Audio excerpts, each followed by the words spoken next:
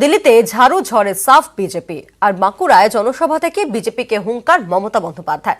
তার চ্যালেঞ্জ, মহারাষ্ট্র, ঝাড়খণ্ড, দিল্লির পর এ রাজ্যেও ধরাশায়ী হবে বিজেপি। 19-এর ভুল থেকে শিক্ষা নেই, লড়াইয়ের বার্তা দিলেন তৃণমূল নেত্রী।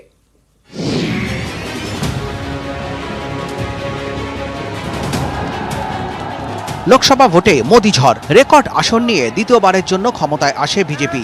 এর 4 মাসের মাথায় মহারাষ্ট্রে ভোট, সেই রাজ্য হাতছাড়া হয় গেরুয়া শিবিরের।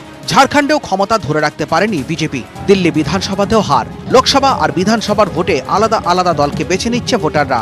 ভোটের এই নতুন ট্রেন্ড দেখেই উচ্ছ্বসিত মমতা বন্দ্যোপাধ্যায়। একেবারে ভরাডুবি নাই, একেবারে নাই। বিজেপি আস্তে আস্তে স্টেটলেস হয়ে যাচ্ছে আর শেষ করস্তর ডুবিয়ে দেবে আগামী 21-এ বাংলা তৈরি ঠাকুরের জন্য। 19-এর লোকসভা ভোটে রাজ্যে বড় ধাক্কা খায় শাসক দল তৃণমূল। 21-এ বিধানসভা লড়াইয়ের আগে হারানো জমি উদ্ধারে ব্যস্ত মমতা বন্দ্যোপাধ্যায়। লোকসভার পর রাজনৈতিক সমীকরণে বদল এসেছে।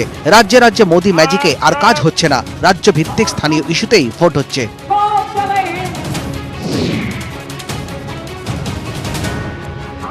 তাই রাজ্যে যে উন্নয়নের কাজ হয়েছে তাকে হাতিয়ার করেই ঝাঁপাচ্ছেন মমতা বন্দ্যোপাধ্যায়।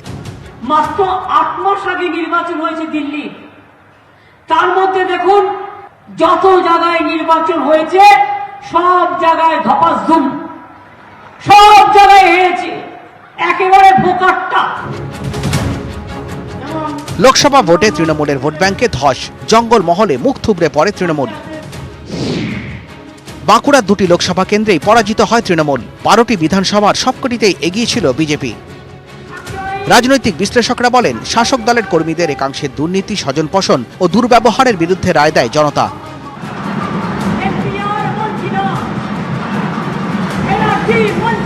এবার প্রথম থেকেই এ ব্যাপারে সতর্ক তৃণমূল নেত্রী। মঙ্গলবার সৎ ও পুরনো কর্মীদের ওপর আস্থা রাখারই বার্তা দিলেন তিনি।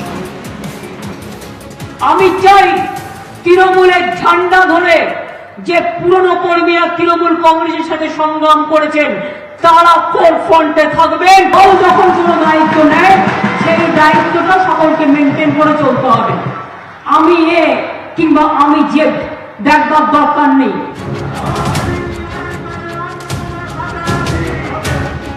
দলের একাংশের দুর্নীতির দিকে কড়া বার্তা রেখে নিজের জনমোহিনী ভাবমূর্তিকেই তুলে ধরলেন তৃণমূল সুপ্রিমো মমতা বন্দ্যোপাধ্যায়।